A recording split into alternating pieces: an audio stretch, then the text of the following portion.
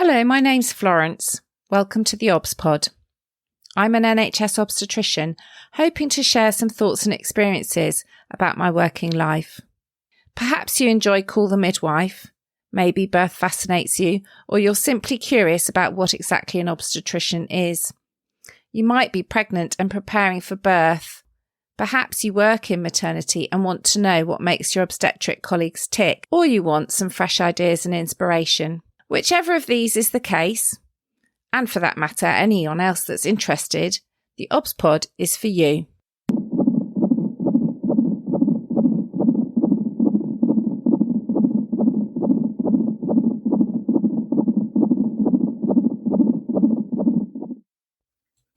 Episode 126, WildObs Part 2. Many of my listeners know I have a great friend, Gill Phillips, whose shoes. We do an enormous amount of collaborative work together. And for many years we've celebrated in Advent, in December, by bringing together some of the stories of what we've done and achieved that year. We've done everything from Stella stories, where you open doors like an Advent calendar, to a series of videos celebrating maternal mental health. And this time last year, we recorded an episode, WildObs, a mashup of my podcast, The Obs Pod, and her podcast, Wildcard, Whose Shoes. Therefore, to celebrate again this year, we thought we'd make WildObs Part 2. It's a reflective look back at the year 2022, what we've been up to, with a bit of fun thrown in. I hope you enjoy listening to it as much as we enjoyed recording it. So have you managed to put the ice in your cocktail shaker? I have. It is ready for this WildObs Part 2. Part 2. Following up on last year, Part 1. Do you want a little shake to get us started? Yeah, let's have a shake. See how you're going. That sounds really good. I like that. So why did you go and get that, Flo? Because you suddenly produced props and I wasn't prepared. So I ran into the kitchen and grabbed a couple of things that were near to hand. Well, it's a bit sad that in my kitchen there is a cocktail shaker, actually. I'm just thinking that doesn't give a very good impression of me, does it? But it's a good sound effect. In fact, it might be the winning sound effect. We'll see. So we're trying to do a bit of a WildObs mashup of 2022 to follow up. I think last year we did one that was kind of like looking back over our story and the story of Matt X. So we're trying to pick it up because, Flo, we haven't done anything wild for Advent this year. I know. And that kind of feels a bit sad, but we've got so much to look back on that actually it's really nice to go back to those stories and think about all the different things we've done over the years. And it's quite nice. We've sort of got a record like that. So hopefully, and these WildObs episodes will also be something that we can kind of reflect back on in future. And I'm thinking about it, this is the first year where we've both run a podcast throughout the whole year, because obviously I didn't get going as quickly as you did. And I realised that my very first podcast of the year was with our mutual friend, Anna Geyer, our fantastic visual recorder. Oh, yes. So that started 2022 for me. What a way to start it with those brilliant illustrations. And Anna's, hasn't she just celebrated 20 years of being a graphic artist?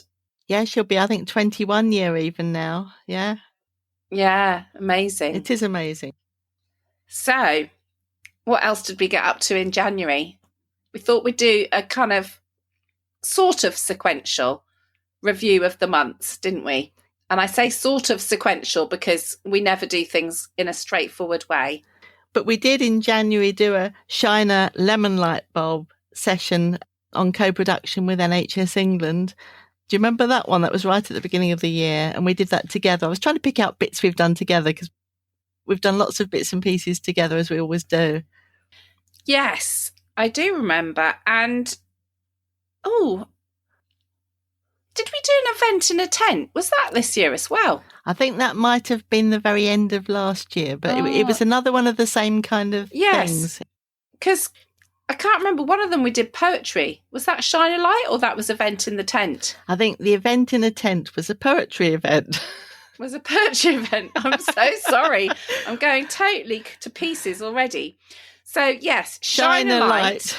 We were trying to explain to people what co-production is. And I think actually that cropped up in a meeting I was at today, because we were back to the whole thing of people coming up with ideas and then taking them to people using the service and saying, what do you think? And I had to go, hang on a minute, that's people not understanding what co-production is, that you go out to everybody for the ideas in the first place, because often what you think you need to work on will be totally different from what the people using your service might think you need to work on. So yes, co-production, still a long way to go. And I know I got in a bit of trouble because I think one of my key things is that if you're going to do something, you may as well share it widely. And I ended up putting the session on YouTube because I just wanted to be able to share it with one click, one link. That's so unlike you, Gill, to break the rules and just go round something. Whatever did you do that? So that my neighbour Trevor, and I hope Trevor, you don't mind me giving you a mention, Trevor, who says to me sometimes, what have you been up to, Gill? And I tell him, and he says, oh, that sounds interesting. Perhaps is that available for me to listen to? And I say, yes, here it is. And I give him a link. But if I say you have to sign up via a difficult sign up process, then less likely for people. It's never going to happen. No, never going to happen. No. Oh, also, in terms of what's relevant since, my podcast with Nadia Leek and Rachel Collum around family integrated care and getting the lived experience voice. Now, in terms of what's happened later in the year, family integrated care that we can go on and mention as we go, that's become an incredibly important resource, I think, in terms of people understanding the parent's perspective. That was such a good podcast. I really enjoyed that one. And it was like one of those lemon light bulbs for me when I suddenly realised I was listening to them talking about pressing the buzzer to get in through the door to the neonatal unit, because you have to have security, because obviously you don't want someone just wandering off with a baby. And the idea that you would be locked out from your own child, I had never thought about before. And the idea that this could be solved easily with just a fingerprint recognition thing. And I'm sorry to say I still haven't managed to get that organised at my trust, but it's still rumbling around in my head. So you never know, could be a slow burn, but it just really had never occurred to me that that would be how it would feel, that you were locked out from your own baby. And I think that's just the kind of scenario that we're trying to pick up on through the new family integrated care project. So watch this space, perhaps be part of that. You know, almost certainly I think that needs to be one of the scenarios. We'll see. Yeah, fantastic. So February. Well, February always makes me think of Shrove Tuesday, because we've had a thing about lemons for some time, and we did, in fact, do a whole massive jingle bells now. We'll see, but lemons need a sound effect. Yeah, lemons definitely do. So we did a whole massive presentation one year on Shrove Tuesday, actually, overlooking Parliament. But that's another story. But what I wanted to talk about for February, because we've never had a proper chance to talk to people about it, was our adventures at the Fête du Citron in Menton in the south of France, which is a whole crazy lemon festival. And I'm really pleased, looking at the website, that they only missed one lemon festival due to COVID in 2021. It didn't happen. Very sad.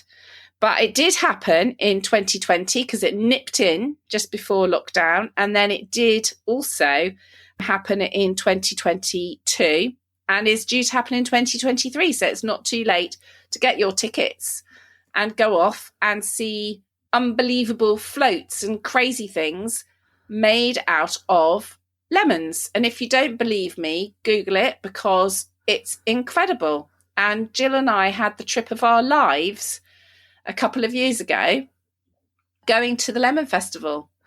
It was absolutely extraordinary, wasn't it? We'd already got quite a big thing about lemons, and then to find out that there is a very well-established lemon festival. And I think what fascinates me is what it must have been like 88 years ago, because it wouldn't be like it is now. No. And I suppose how these things grow, and Disney theme and different themes for each year. What's the theme next year, Flo? Do you know? I did just look it up. It's rock and opera. Oh, I'd so love to go again. That sounds quite wacky. It does, yeah. I think we might have to do another trip. So a big highlight of February. Yes. So February is fun, is lemons. Say no more, really. In February, actually, I've thought of something that I did, which I think was February, and it was my first intentional coffee podcast, where I brought together two people, and they happened to be maternity leaders, maternity movers and shakers. So Gaynor Armstrong, my local director of midwifery in Coventry, and Sarah Jane Pedler, who's done such amazing Matex poo shoes work down in Cornwall. And you just get the idea that you just think two people need to meet. So to bring them together on the podcast when they'd never spoken to each other before was a little bit of a first. Yeah, I think that's a great idea, actually, because also just bringing people together anyway. You're the most amazing networker I know, connecting the dots up and down the country and also across the world, let's face it. But actually to do that and then capture the conversation is amazing. And they're going to meet up in real life. Yeah. And I know we haven't got there yet, but that almost reminds me of the meeting we had last week where you brought random people together for a stakeholder meeting for your current family integrated care project. And it was just like, oh my God, I'm finally in the same virtual room as all these amazing people you've told me about. And it was really exciting. So that was like an intentional coffee as well. It was. But on a bigger scale. And that's probably the thing that makes me really buzz, just seeing my mates. But they're more than mates, they're real movers and shakers and across different services coming together and then seeing them connect with each other. It's very, very exciting.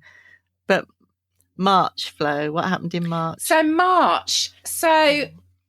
It's funny, in preparation, I'd written down money because I did a podcast in March about, in inverted commas, end of year money, which is this crazy thing in the NHS where you suddenly, having had no money all year, have to spend all your money very quickly before the end of March because then it all gets chopped away and you start again.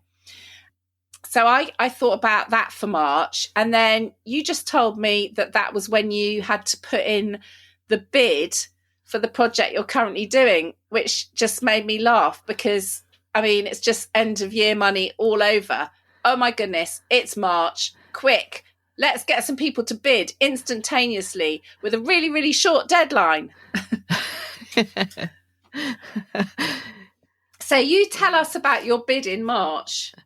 Well, okay, so I don't know if that's true actually with the short deadline and so on. The story really was a little bit different in terms of the Q community have regular calls for bids around different topics. So I think the other thing that's interesting is how much, you get a topic and then you have to come up with a bid that matches that topic, which sometimes you're shoehorning something that was a great idea, but to make it match the criteria for X call for funding, I think perhaps would be another topic to explore sometime. Yeah. But what I loved was I'd already got the idea. So somebody else actually had suggested to me, perhaps we could use Whose Shoes in this kind of project. And I'd got quite fired up about that. And that didn't actually come to anything. And I find it quite hard actually to let go of something once you've got hold of it as an idea. And literally it was on the Monday night that I thought, well, there's an amazing community around family integrated care. And if I WhatsApp this group of people, there are about 7 people, then I could see who might be available the next morning to put together a quick bib with me before the deadline of 12 o'clock the next day, midday. And it was the most amazing kind of evening. Everybody was, oh yeah, I'd love to be part of this. But, you know, obviously, inevitably, I've got a meeting in the morning. We've got some amazing people. But Katie Cullum, who's a clinical educator in the east of England, said, yeah, I'm around in the morning, Jill.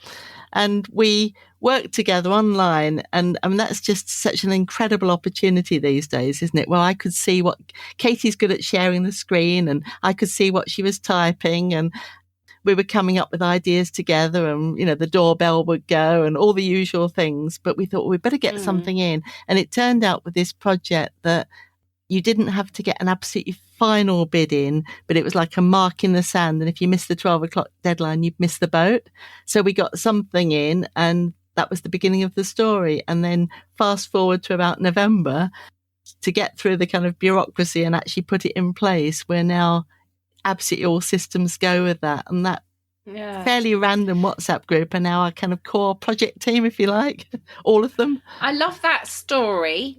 And it's really resonating, because for me, the family integrated care directly builds on Nobody's Patient. Directly. And Nobody's Patient is almost exactly the same thing. I had a crazy idea in the middle of the night, and then I rang you, and I think I rang Lee Kendall, that is. And we kind of pulled it all together incredibly quickly, again, just from a random idea. And such a good idea. And Flo, that has led directly to this, because obviously we're saying we're building on Nobody's Patient. Yeah, it's so lovely to see it go to the next iteration, as it were. So very exciting. So money. March is money. April was exciting. April. So I sadly didn't manage to do this, but you did. A very exciting event with Rosie. But you were a huge part in sowing the seeds. It's all about sowing the seeds, isn't it? So Rosie Murphy, I want to give a big shout out to. Rosie's an amazing midwife who was on the...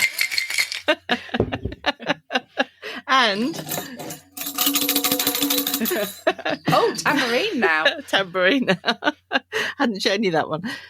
Rosie's an amazing midwife who I'd met through the Darcy Fellowship programme. A shout out for Professor Becky Malby and Tom Holliday, who run the Darcy Fellowship programme, who I meet the most extraordinary and amazing people through. And Rosie's right up there at the top. And she was doing her Darcy challenge around health inequalities and working with women and families from Black and ethnic minority communities and improving things in maternity care. And it just grew. I mean, from getting involved with Rosie as soon as she started her Darcy Fellowship, just kind of like reaching out to her, offering to help, promising to introduce her to my good friend WildObs Flo, you getting involved right from the start and spending considerable time with her, really trying to help and share our passion and knowledge and experience and so on. And it went from being something that we were just informally helping her with because we care and because she was so lovely, to suddenly she came up with a bit of money to do it a bit more formally. And her placement was at Croydon Hospital, who are already Who's Shoes customers, and they'd already got the board games. All these things that actually in a short space of time make things more doable. And she ended up with this extraordinary workshop in a local community centre. And it is brilliant, something like the Wellness Centre in Croydon, which is so much better for people to go to than to go to the maternity unit at the hospital or, and it had that feel. And Rosie was so good at building local relationships and getting the trust of people and all the things that we talk about on our Shine the Light on co-production type sessions. Yes. And she's now got a job as health inequalities lead, and we're still very much in touch. And some of the ripples that are coming from that workshop are very much, people in touch and wanting to build on it. And I made a little film from the workshop, and sometimes it's just finding those little ways to keep the energy going and share the stories. Completely. Yeah. So Rosie has done amazing work, and like you say, ripples from that, but also some other really important events this year in terms of looking at women's experience of maternity care from other ethnic or cultural backgrounds.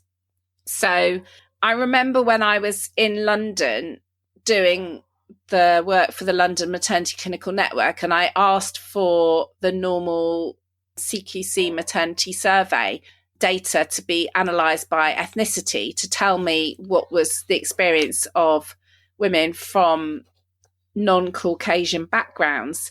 They told me there was insufficient data, that they couldn't do that. And I couldn't understand that because London is such a multicultural society and has such a diverse population. It didn't make sense to me at all. So it was really brilliant this year that 5 Times More published a specific Black maternity experience survey looking at more than 1,000 women, their experience as Black women of maternity care in the UK. And a lot of the answers were actually from London, interestingly. But some of the experiences and some of the things they described were really eye-opening. And hopefully that's kind of set a landmark now as a regular thing, that we will be able to hear the voices of those women and they will feel they can contribute, and we're enabling them to have their voices heard and hopefully then act and improve things because of that. And kind of following on from that, I also had some involvement in a report called Invisible about Muslim women's experiences of maternity care, which was led by Shai Gohir, who's the chair of the RCOG Women's Network. In fact, sorry, I should say Baroness Gohir, because she's just been appointed to the Lords. Congratulations to her. But her work, again, more than 1,000, I think it was about 1,500 women talking about their experiences as Muslim women within maternity services, and some really shocking examples of discrimination, not even microaggressions, but actually just racist. I mean, lots of really appalling behaviour that you look at and you think, can this be true in this day and age, that people are openly behaving this badly to people that they're supposed to be providing care for? I mean, just shocking. Yeah. Really shocking. So it's been fantastic. And I'm really hoping that work, I know there's a new Darcy fellow, isn't there? Yes, Ella. Picking up on Rosie's work. And I'm really hoping that the two of us can continue to support that and help amplify those voices and experiences and keep those conversations going. Because I think 2022 has been a really good year in terms of getting those voices heard, or starting to. And I think it's extraordinary work, isn't it? And I think one of the things that shocks me is how much of this work has to come from the women themselves before anybody's really listening. Yes. And again, in terms of links and connections, so we haven't yet mentioned Miles Sibley. So he's one of, I'd say, my top connections from 2022. I think he's extraordinary. So Miles, I did do a podcast with, and he's the founder of Patient Experience Library, and he does extraordinary work around evidence. And we're kind of like mutually supporting each other now with Q community projects that we've got. So ours is the Family Integrated Care Project, and Miles is looking specifically at mapping evidence around the UK. And I think if it can be linked in some way specifically with health inequalities and the kind of issues that you're mentioning, Flo, where research is very rich in some areas, and perhaps it doesn't need funding for yet another project to look at the same thing. It needs people perhaps more to use at what's out there already, but to find these areas that just people aren't being supported to research and develop and use the data, I think that would be extraordinary.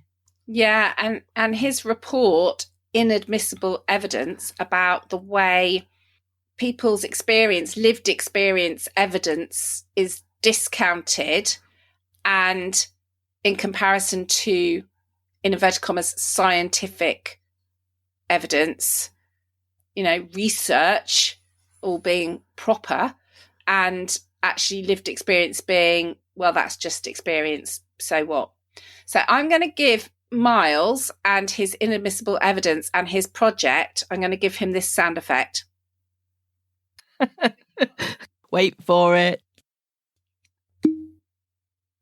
Because he's uncorking the bottle and everything is going to pour out.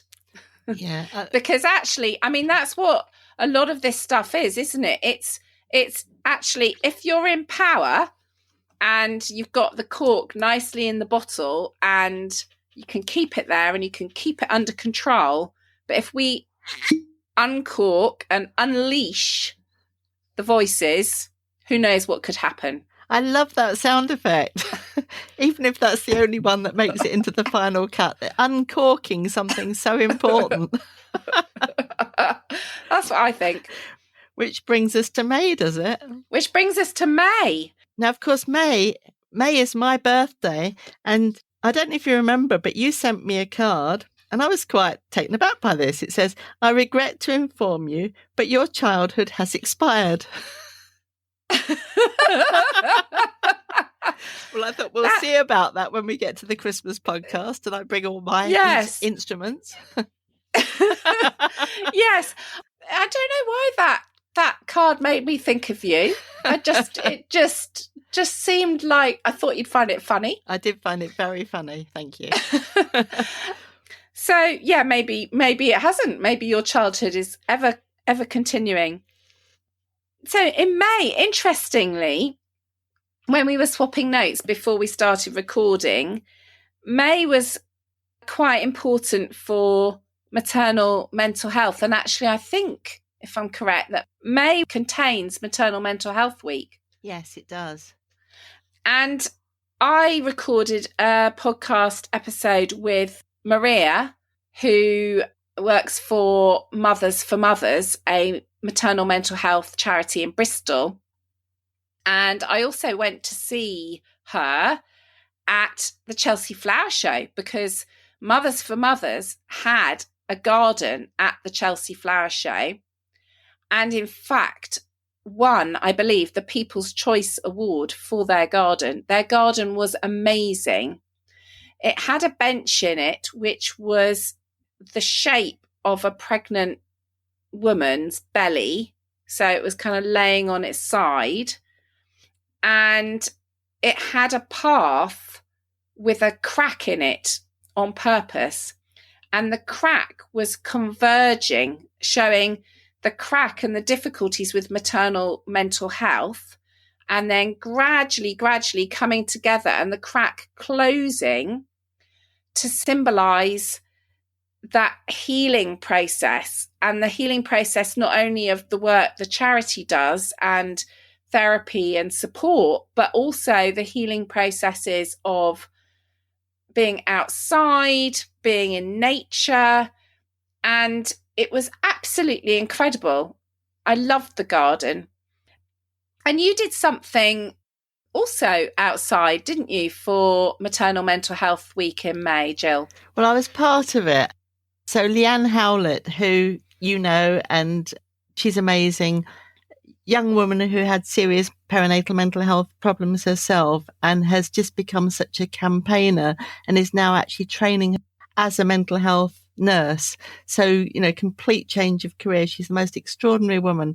And She ran a perinatal mental health outdoor festival walk in a local park to us. And I think it might be the third one that she's done. And she also did during the pandemic, a virtual one. She doesn't take no for an answer, Leanne, and she gets local people, local stalls. This was a real fun event with things for the kids and dancing. And I think particularly after the pandemic, it was just it was a beautiful sunny day, and we walked around this local nature reserve together and, going at the speed of families. Nobody was competing or doing anything like that.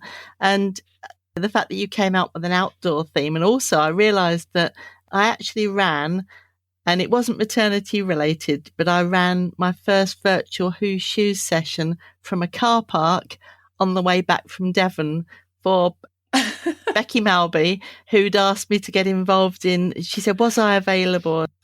She was working with one of the big London hospitals, very serious project around waiting times for children and young people's services. And could we do something a bit Who Shoes? And I said, well, I'm away on holiday, but realised that I got some really quite good scenarios already. And with technical support from Mr. Who Shoes, who managed to set us up in the car with 2 iPads and a phone to run this session, and from my daughter and granddaughter who were with us, who managed to find a place with really good internet connectivity and then a park that they could go off and play in while we did this session. So there's our outdoor theme random outdoor That's theme. just amazing. For me. How versatile you are as well. My goodness. You could call it that. Running a session from the car. That brings us to June. Happy birthday. And that's my birthday. Lovely. And I went off on a very long walk. You did. Couldn't contact you. Yes. So I abandoned Gill and went off and did a long distance walk in Yorkshire, which was fantastic. And left you to manage all sorts of exciting things. And some really serious things were happening. Tell us more. So, there were 2 big virtual Who Shoes events during June. When I say big, the first one absolutely blew my mind, really. You know how I try and really research a topic and get into it? And it was triage in maternity services. And sometimes I think my confusion, either genuine or perhaps just asking questions, but in this case, I promise you it was really genuine. I was so confused, like even what is triage in maternity services? And so I try and explore it to understand more for myself. And I got myself involved in some really quite big stuff. So I attended a 3-hour webinar run by people who've set up, I don't know if you call it BSOTs, it was BSOTS, and it was an actual BSOTs system that sits behind trying to join this stuff up, but seemed to be in more of a really, really good, but systems and processes and environment kind of way. Whereas obviously my key focus really is, well, how does this land for people and women and families in the case of maternity? So I was picking up things like maternity triage. To some people, if you said to people like, what is maternity triage? It might be, well, it's the equivalent of 999 in maternity services. Whereas perhaps for other people, it was, well, if you have a bit of a problem during pregnancy, that's where you go. And then for other people, it was, well, and you get to the women and families point of view. Well, I've been told if I have a problem during pregnancy, then my obstetrician says just contact them. Whereas I've been given a leaflet, but the numbers on the back of the leaflet are out of date. And my friend doesn't speak English. So if she phones 999, there's always someone there to answer the phone. And there's always an interpreter. And honestly, the more I dug into it, the more fascinating it got. Yeah. But to try and reduce that into the number of scenarios and poems that you can sensibly include in an online session and to get people thinking about the different issues and really make something happen.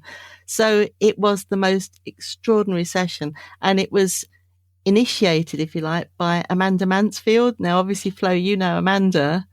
Yes. Amanda, that's how I ended up on the back of an ambulance. Because she used to be the consultant midwife at London Ambulance, and we did a workshop together on pre-hospital maternity care with the ambulance service. And being me, I thought, well, I need to go out on the ambulance, don't I, to understand what it's like being on an ambulance. And you do. And it was really eye-opening, because I could understand why they were terrified of maternity cases, because most of what they deal with is frail elderly. And so it's way outside their comfort zone. So it was very interesting. So, yes. And in terms of, I don't want it to be too confusing to people, but how ideas kind of bounce off each other and so on. And it was Dawn, your friend Dawn Kerslake, who's now working with South East Ambulance Services as a consultant midwife. Yes, that's correct. When I was updating her about our family integrated care project, Dawn was telling me about paramedics perhaps being expected to join a training session in a maternity or neonatal unit to learn about birth and what they needed to know as paramedics. But actually, their situation might be so different on an ambulance or by the side of the road, and to make sure that it's actually relevant to them and how they need their own training. Yes. And to be confident, because hang on a minute, I'm expected to do this out and about in the real world rather than the perfect sort of hygiene and equipment and so on of a maternity unit, if that makes sense. Yes. So I was blown away by that. Yes. Incredible people working in this area. Yeah, totally.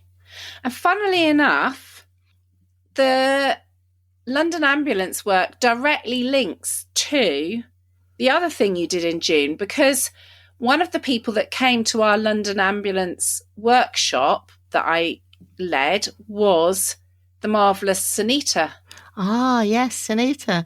She came, and you in June ran an event with Sunita, did you not? I did. So Sunita Sharma is our postnatal guru, isn't she? She's an obstetrician at Chelsea and Westminster Hospital, and everything that she does is about the well-being of women and families and not letting it stop at the end of maternity, which I think must be quite an unusual role for an obstetrician.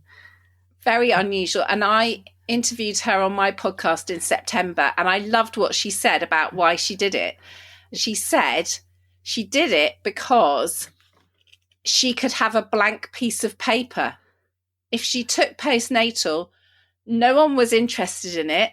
She could start with a blank sheet and make it up and do whatever she wanted. She'd have freedom and creativity to really make change. And I absolutely loved that. And it made me kind of reminisce a bit as to why I started.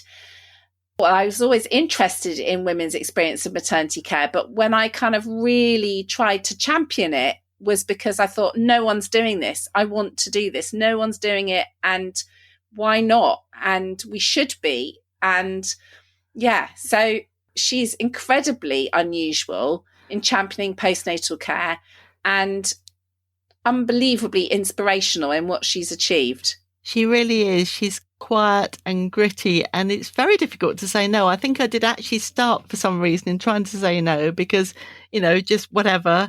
And no, we needed to do this, and we did do it. Very unlike you, Jill. You never say no. Well, this is my problem, really, isn't it? But people like Sunita, obviously like yourself, like Rosie, I don't want to be saying no because it will always lead to something worthwhile, and that's the benchmark, really. So what did we do in June? We did a virtual Who's Shoes session around specifically within postnatal care, the handover from a community midwife to a health visitor and how that might feel. So just exploring that in depth, and you come across systems and information transfer and rules. So if the community midwife goes up to day 10 and then the health visitor takes over, but actually the community midwife's still involved. So the poor woman on day 10 ends up with the familiar community midwife working with her. And then at worst, a random health visitor who perhaps doesn't even know that her baby was in neonatal care. Hasn't had the chance to get the right information and so on, setting the relationship up to a disastrous start for both sides. Yes. So trying to explore some of that, which immediately is spilling over now into our family integrated care project as one of the very first scenarios that we're going to try and explore with our new audio Whose Shoes mini experience app, which is a whole nother story. And Sunita can be part of that. And Rosie Barrow equally. Rosie worked with Sunita, and she's just so lovely and amazing.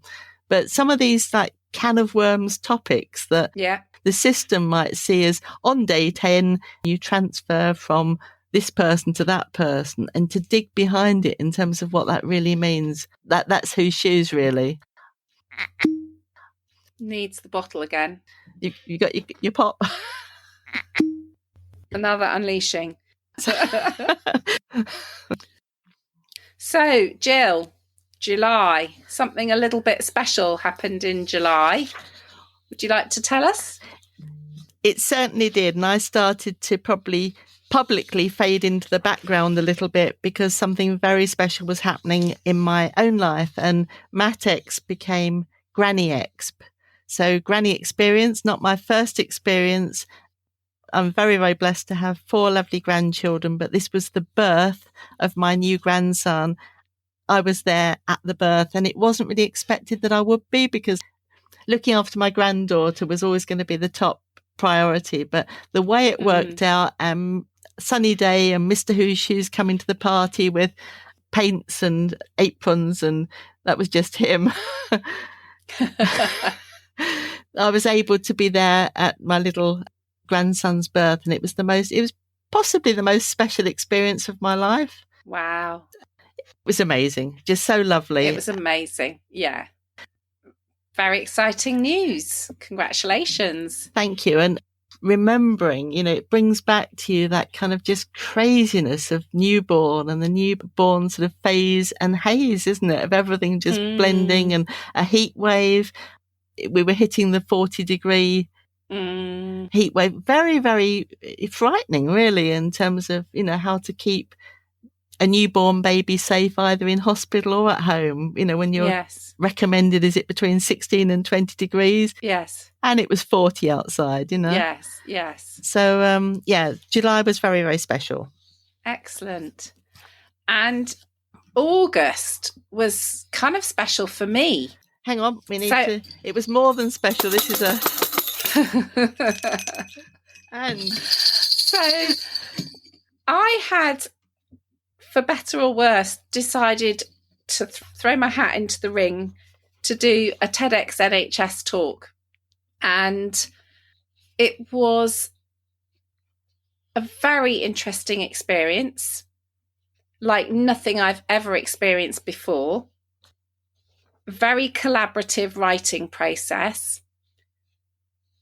Then learning effectively how to perform your talk. It was not like any kind of presentation I've given before. No props, no slides, just you on a scary stage. And I really wanted to do it. I really wanted to say my piece about what I felt about maternity care. It was important to me to capture my voice as an obstetrician, but also the voice of women, a bit like with the Whose Shoes work. I wanted to bring more than one perspective into my talk. And that pretty much took over August for me. The live event was held in this incredible old music hall, Wilton's Music Hall in East London. And on the day, I absolutely loved it. I was really frightened, but it felt like a very safe space. We had a fantastic compere, and she really kind of put me at ease with her introduction when I was waiting in the wings. And I went out and I said my piece, and I loved it. I came off that stage feeling on top of the world. And I would love to say that you could all watch it, but you can't. Back to our shine a light, circumventing things to get videos. There is a video coming. I think it'll be worth the wait. It definitely will. But it's still a little bit watch this space. Yeah. And it's probably going to be 2023, I think. But it is on its way. Fantastic. And I'd love you to listen and let me know what you think, because I loved it. I really felt like I'd achieved what I wanted to do when I thought, yeah, I want to do this. I want to say something that hopefully whips things up a bit, gets people thinking, gets people improving maternity care. Yeah. And they're such an incredible format, aren't they? I mean, it's a privilege, to do a TED Talk. And I was amazingly privileged to be able to come along and watch live. So I have seen it. Yeah. And it was an amazing event because there were 10 of us and they were all fantastic. They were. 5 of them are up on YouTube. 5 of them are waiting. And it was a real privilege to be speaking alongside some of the other speakers, and one of which was our mutual friend Yvonne, who is incredible. And I hope she won't mind me giving it away that there was a little bit of singing involved in her talk. And she was fabulous. And I can't wait till her video comes out too. So it was the whole experience of being with 10 very inspired, disruptive, as it were, people who want to speak their mind and improve things. And coming along to watch it was an amazing experience too, because I could feel that bond between you as speakers and how everybody was willing everybody to do their absolute best. Yeah. And it was extra special to me because Yvonne had invited me because I'd nominated her, because I just knew that she would never have time to get round to doing that herself. And then she and you were both in this amazing thing and I was there to watch you. Yeah. And you've mentioned Yvonne and her singing, and that was unexpected.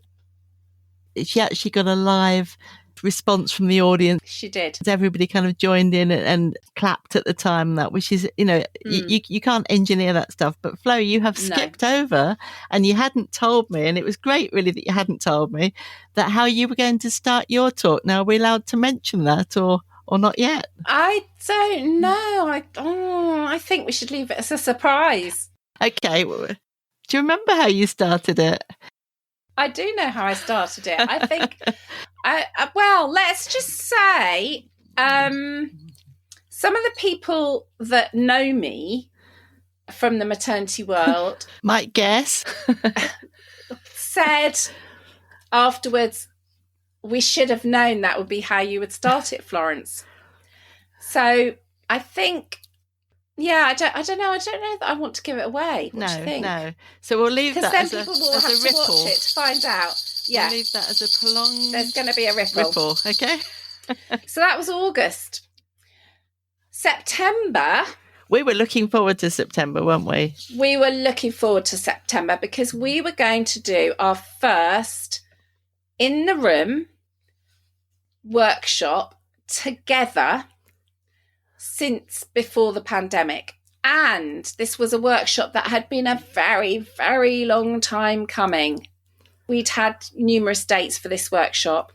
And this workshop was a bit special to me because it was in Oxford and I trained in Oxford. And I'd always said to you, if there's ever a workshop in Oxford, I'm going to come and do that because I wanted to give something back to the place that inspired me to get involved in obstetrics and gynecology in the first place. So we went to Oxford. And with all the rearranged dates, it would have been a priority to get, something that you could manage and to be part of, because it had been going on for a very long time. Yeah, it totally was. And after a very trying journey, we met up in Oxford and we were having fun. Went for a walk. We were having a lovely time. We went for a walk. It was really beautiful. And we were having a really good catch up. And then we realised there were all these people kind of standing around in little groups. And there was a bell ringing. And the flags were at half mast, and we realised something really quite serious was wrong. And we discovered that the Queen had died. Which just felt surreal, didn't it, when we were having such a nice time? And it felt really weird. We were having a lovely time, and we were about to run a event with a lot of people, and we were a bit uncertain would that go ahead. But it also felt quite special to be together at that moment. It did. And we were thinking about the fact that she is the queen of our lifetime, you know, and despite your not expired childhood, neither of us are that young, because she'd been the queen for such a long time that neither of us had known anything else. Yeah. Like many, many people in the country. And so it felt very profound.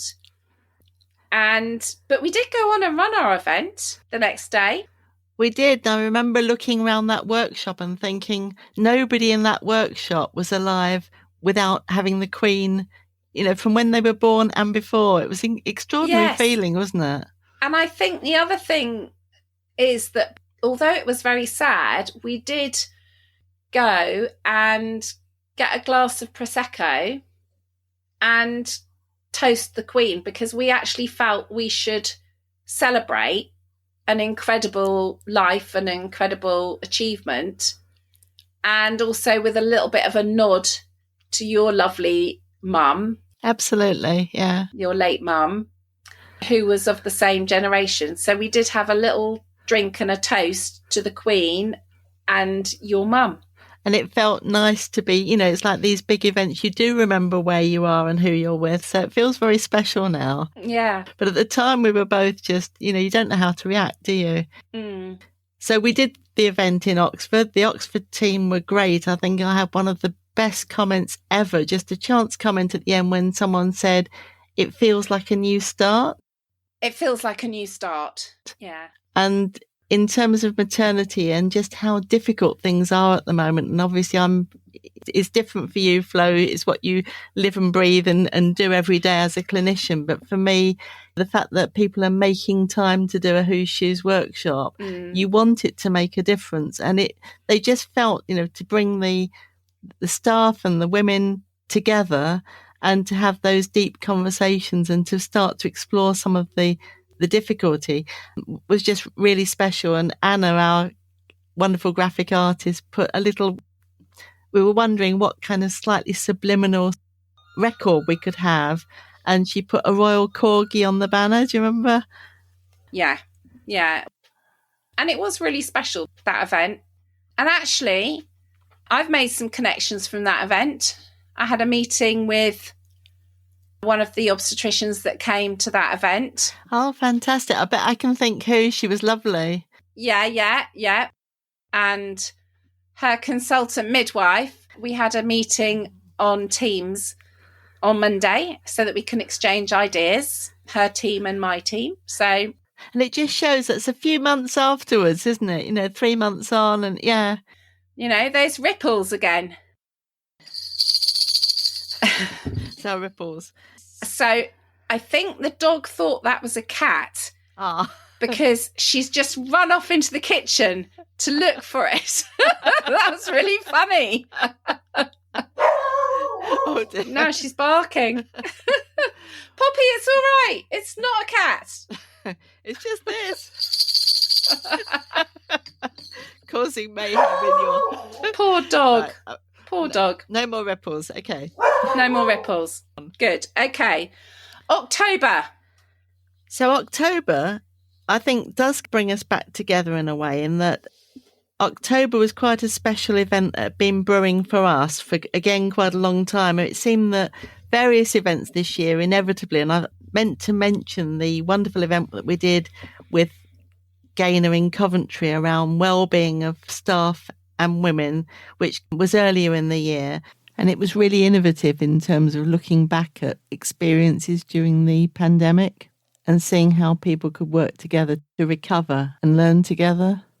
Well, that and the event in Oxford and the event that I'm going to talk about in October with Birmingham and Solihull Mental Health Foundation Trust. It's really nice when something comes together at the time that it needs to come together, even if it's taken ages to get there, because there's a timeliness, isn't there, in terms of when people can manage it and fit it into their busy schedule and so on. And this was, again, to coincide with Baby Loss Awareness Week in October. Yes. So it was an event that we planned for. And I always just feel so privileged when we can use something like Whose Shoes, hopefully to help families and to help improvement in that sort of highly sensitive area.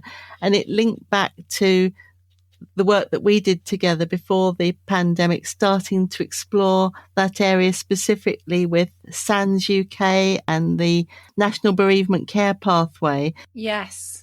That you championed in Colchester just before the pandemic. Yeah, so that was my last in-person event before the pandemic. In fact, it was just in that kind of should we, shouldn't we go ahead. It was March 2020, so it was really on the cusp. And we went ahead with an in-room event with SANS about the National Bereavement Care Pathway with Colchester and Ipswich Hospital. And it was a very emotional but excellent event.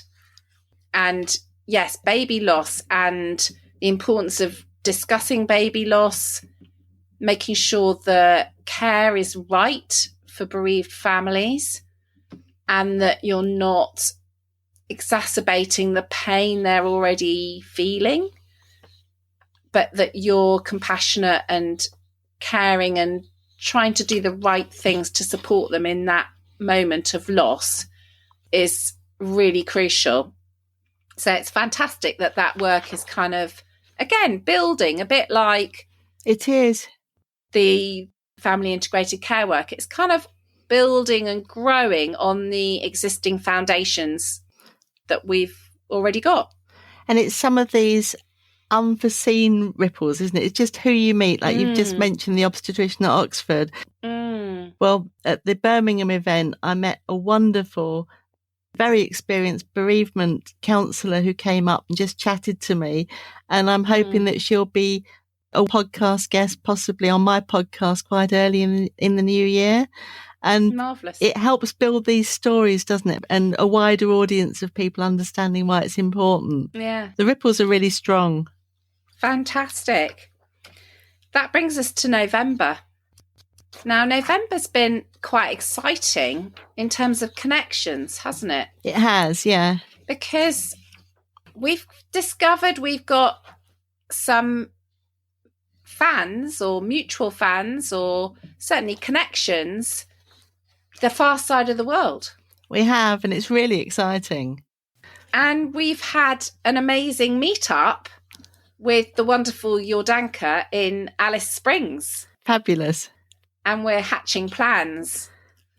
And just to hear how things are in a maternity unit, on not just on the other side of the world, but in a very specific location. Yes. Alice Springs isn't Melbourne or Sydney. You know, it's... Yes. There's so much more to learn, isn't there, in terms of inequalities and difference and different challenges that people have. And to meet that same passion, exactly the same passion, that Matex, what can we do about this? Let's jump off piste a bit and just make things happen. I love it. Yes.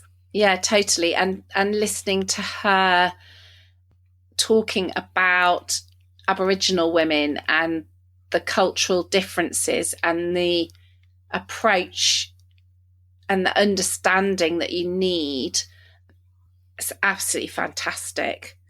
And this is coming directly from our podcast, isn't it? Yes. I think Jordanka first listened to your maternity specific podcast. Yes. And you mentioned my slightly wilder wildcard podcast, and she's listening quite avidly to both of those. And then we were able to share stories back to her, like Alice Ladur's project, using Whose Shoes, working with men in Uganda.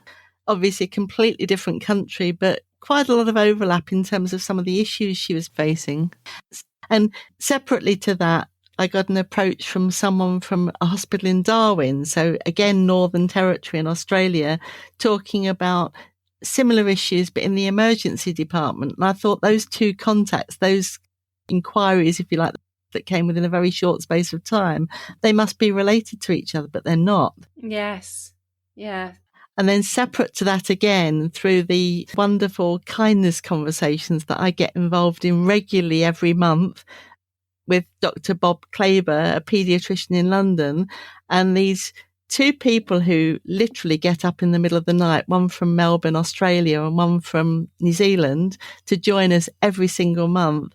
So Kath Kroc, who's the founder of the Hush Foundation in Melbourne, who I had the privilege to talk to on one of my podcasts, and she's Australia as well, and we're sowing seeds together, that group, and who knows where that might lead. So you've got these global seeds being sown, haven't you? Yes. Without any kind of agenda other than finding people who are wanting the same kind of things in terms of bringing more humanity into healthcare across the world. Yes, completely. And the desire to improve things. And I think you're right, humanity. Which also reminds me, October, I was going to mention Benjamin Black and his book, Belly Woman. Yes. Benjamin's an obstetrician and gynecologist who does humanitarian work and wrote a book about his work in maternity and sexual and reproductive health in the Ebola epidemic in Sierra Leone. An extraordinary story and also very fascinating to talk to. So he also had very much that key theme of they made mistakes in the Ebola epidemic in terms of people not being able to visit and see their relatives that were sick, and actually taking that humanity away was really detrimental, and how they learnt from that as the epidemic progressed. And they started to be able to, they couldn't visit because it wasn't safe, but they could see each other through a fence. And there were ways of maintaining contact between family members, and how important that basic humanity is. So I think that's a kind of theme that's run through everything, hasn't it? Yes, absolutely. And to be able to support people like this, and he was very generous and sent us both separately, didn't he, a preview copy of his book. Yes. And to be able to use social media to comment and share and link with other people. And I think that's a thing that's been new for me this year on my podcast, is people actually contacting me saying, I'm doing this. Could I have a chat with you? Could you use the podcast to help me?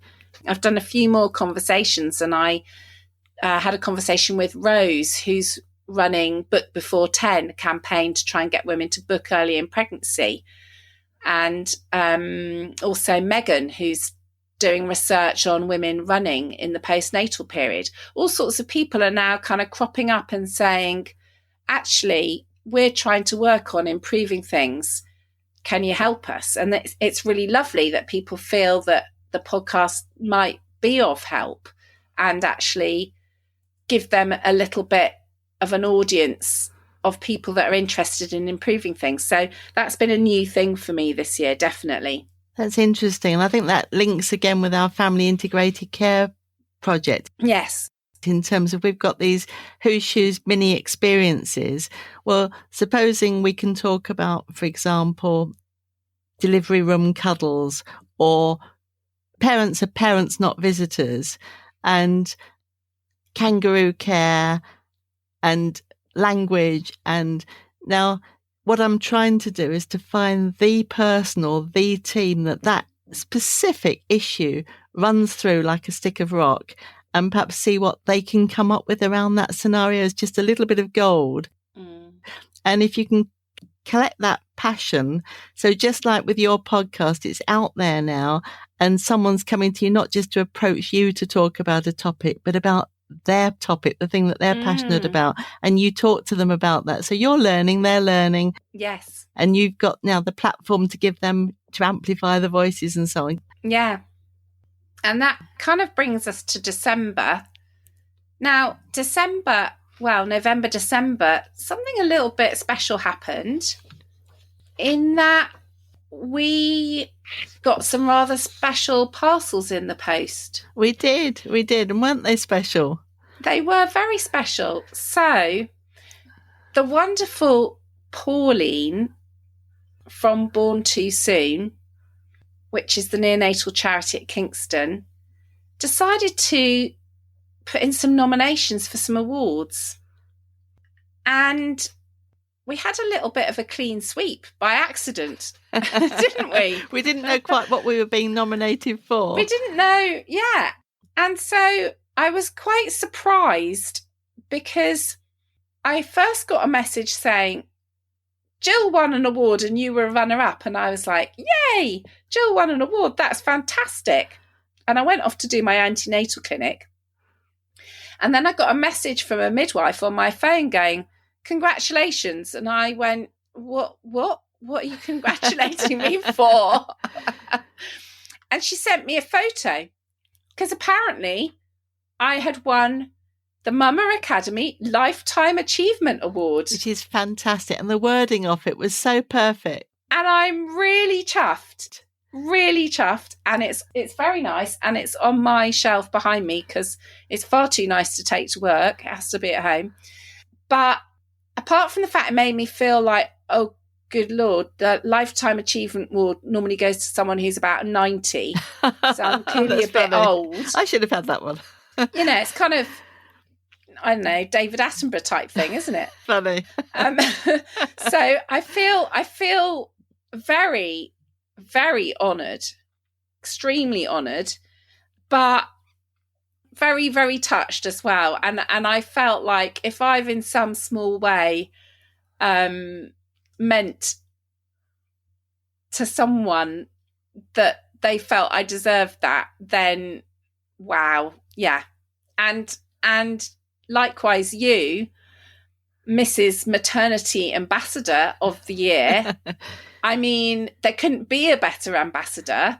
You're so unbelievable at connecting everybody, introducing people, hosting things. I mean, yeah, it's just perfect for you. So congratulations. Yeah, thank you. And I was really chuffed at that because it felt like the sort of award that recognised a community. And to be able to say in a genuine way, this is on behalf of all the contributors to the MatX community, without whom, and it sounds like the end of an Oscars, doesn't it? But it's so true, isn't it, that everything we do is so kind of collaborative. And if through our podcast, if through our award or whatever it might be, somehow more people are being aware of some of these issues and we're managing to spread awareness or bring more people into this space making a difference. And I think the big thing is our message is around individuals can make a difference. Yeah. And you can do something quite small, but the amplification of that is absolutely huge. And it's happening. Yeah, completely. And that's a message in these difficult times, isn't it? It must be so difficult to be in the NHS and some of the challenges at the moment that we need this, perhaps a bit of fun at Christmas. Yes. And a bit of encouragement and a bit of a belief that people can make a difference to encourage people, hopefully. Totally. So 2023, who knows what that might bring? You're carrying on with your family integrated care project. Yes, it's been frustrating because if things take a long time getting going and if you've got incredible momentum at the beginning and then that can turn into, well, what's happening with this project, and then you're kind of trying to manage that. But I think we've navigated that now, and I think it feels like full steam ahead into 2023, and that's exciting. And that, I think, is going to be the most collaborative project. And I think it's perhaps difficult for formal organisations to understand this sometimes in terms of what our team is. Our team definitely isn't an NHS team. It's not even in a hospital or in a region. It's just people, and those people can come from anywhere. Yeah. And for example, Rachel Cullum's just been off to Sweden learning more about baby cuddles in neonatal care because she was told you're not allowed, you can only have an hour and all these reasons. And for someone like that, a parent to go off and research and find out how it's working in best practice abroad and then Yes. bring that back to us. We need to bottle that. Have you got a bottle, Flo? Totally. My bottle. Yeah. That was a good one, I think. But actually, that might be putting it in the bottle. Hang on. I didn't get that. It's not as loud, is it? Hang on. No, wait. I've got an idea.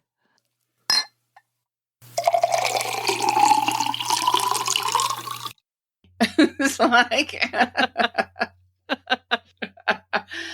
Oh, dear. But we can't be talking all day. So here's to family integrated care and the potential for 2023. And that sounds a bit like jingle bells and reindeers. That's getting very festive. So I'm thinking, have we got to the end? Do you want to pull a cracker? Oh, that sounds fun. Actually, when I got this out, I thought this reminds me of the Advent story I did on language. Do you remember that? I do. Yes, I do. And I started with one of these. A cracker. So, yeah. So, here we go. Are you ready to pull a cracker, Gill? Let's do it. Oh.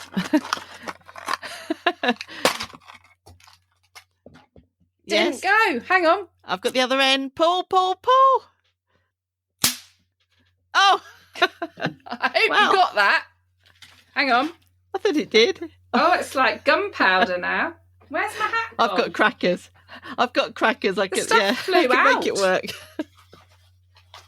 Hang on. Yeah, my hat fell on the floor, I think. Oh, hang on. I haven't got a hat, but I have got a little Christmas tree. There we go. Oh, a little Christmas tree. I think that's a wrap into 2023. We didn't know what 2022 would bring, and I think we probably had no idea that we could talk about that many different things. So let's see where it goes. Oh, hang on. I've got a joke. You'll like this. Oh, is it appropriate, Flo? I don't know what your crackers are like. Because you've got teachers in the family. Did Rudolph go to school? I don't know. Did Rudolph go to school? No. He was elf taught.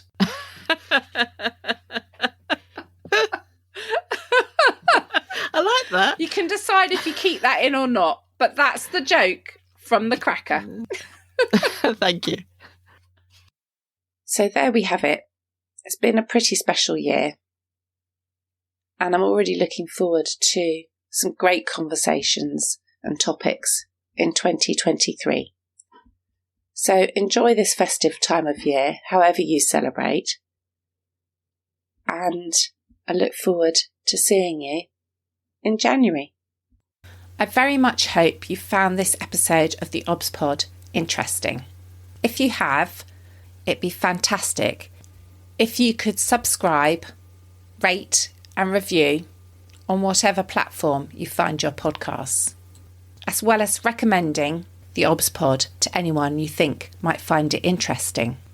There's also tons of episodes to explore in my back catalogue, from clinical topics, my career and journey as an obstetrician, and life in the NHS more generally. I'd like to assure women I care for that I take confidentiality very seriously and take great care not to use any patient identifiable information unless I have expressly asked the permission of the person involved on that rare occasion when it's been absolutely necessary. If you found this episode interesting and want to explore the subject a little more deeply, don't forget to take a look at the programme notes where I've attached some links. If you want to get in touch to suggest topics for future episodes, you can find me at theobspod on Twitter and Instagram, and you can email me theobspod@gmail.com. Thank you for listening.